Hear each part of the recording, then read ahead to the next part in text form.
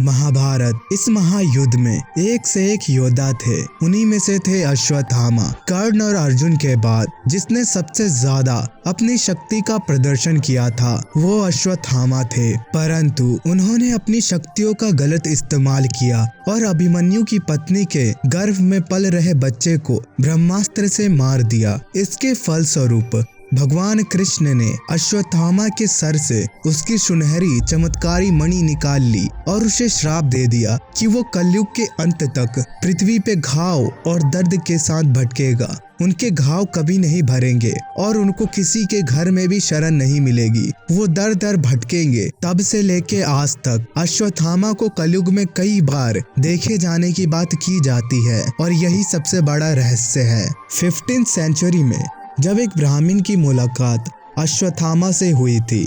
गड़क कर्नाटका में नरप्पा नाम के एक ब्राह्मण रहते थे। इनके मन में महाभारत को कन्नड़ में लिखने की इच्छा थी, लेकिन नरप्पा चाहते थे कि उनको महाभारत की जानकारी असली सोर्स से मिले। वो बिल्कुल सटीक लिखना चाहते थे, कोई मिलावटी नहीं। वो अपनी इस इच्छा को पूरी करने के लिए वीर नारायण के त्रिकटेश्वर मंदिर में दिन रात प्रार्थना करते थे। एक दिन भगवान को उन पर दया आ गई। उन्होंने नरप्पा के सपने में आकर उसे जानकारी दी, आने वाले द्वादशी पारण में वीर नारायण मंदिर में उपस्थित रहना। जो ब्राह्मण सबसे पहले भोजन छोड़कर जाने लगे उससे पूरी महाभारत सुन लेना, क्योंकि वही ब्राह्मण अश्वत्थामा होंगे।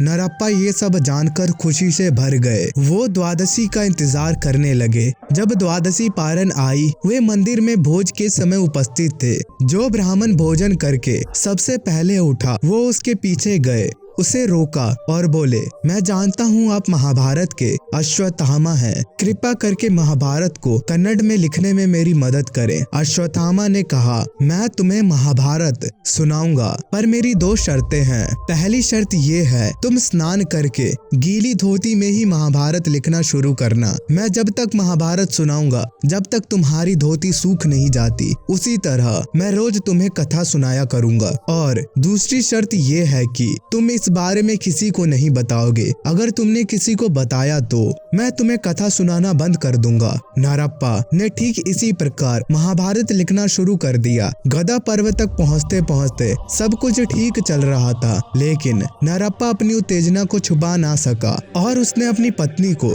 बता दिया। इसके बाद अश्वत्थामा उन्हें कभी नजर नहीं आए।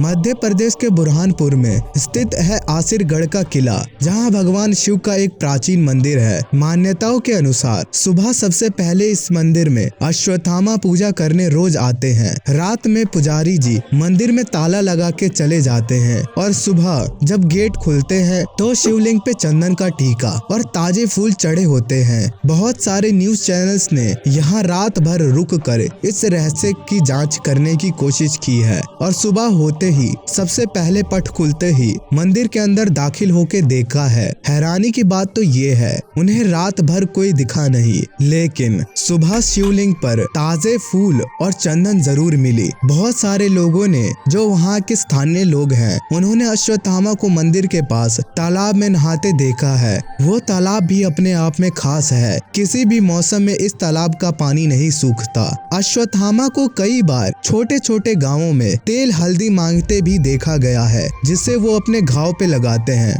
पृथ्वीराज पे लिखी गई किताब पृथ्वी रासों में भी अश्वत्थामा के देखे जाने की बात लिखी गई है। मोहम्मद गौरी से हारने के बाद पृथ्वीराज जंगल चले गए। वहाँ उनकी मुलाकात ऐसे व्यक्ति से हुई जिसके मस्तक पे घाव था और वो बहुत विशाल था। पृथ्वीराज खुद एक उन्नत चिकित्सक थे और उन्होंने 1 हफ्ते तक घाव को भरने की कोशिश की थी, लेकिन इसका कोई फायदा नहीं हुआ, क्योंकि श्री कृष्ण के श्राप के अनुसार अश्वत्थामा को उसी घाव के साथ कलयुग के अंत तक रहना था। फिर उस व्यक्ति ने पृथ्वीराज को अपना परिचय दिया और कहा, मैं अश्वत्थामा हूँ, तुम्हारे किसी भी औषधि का मेरे घावों पे असर नहीं होगा। ये बोल के वो वहाँ से कहीं दूर चले गए। दोस्तों, हिमालय की पहाड़ियों के पास एक गांव मौजूद है। वहां मौजूद भोजनालय में कई सालों पहले एक विशाल व्यक्ति को देखे जाने का दावा आया था। लोगों के अनुसार वो व्यक्ति भूखा था और वो भोजनालय में प्रवेश करके सारा भोजन खत्म कर दिया। इसके बाद भोजनालय में मौजूद पानी की टंकी का सारा पानी पी गया और वहां से चला गया।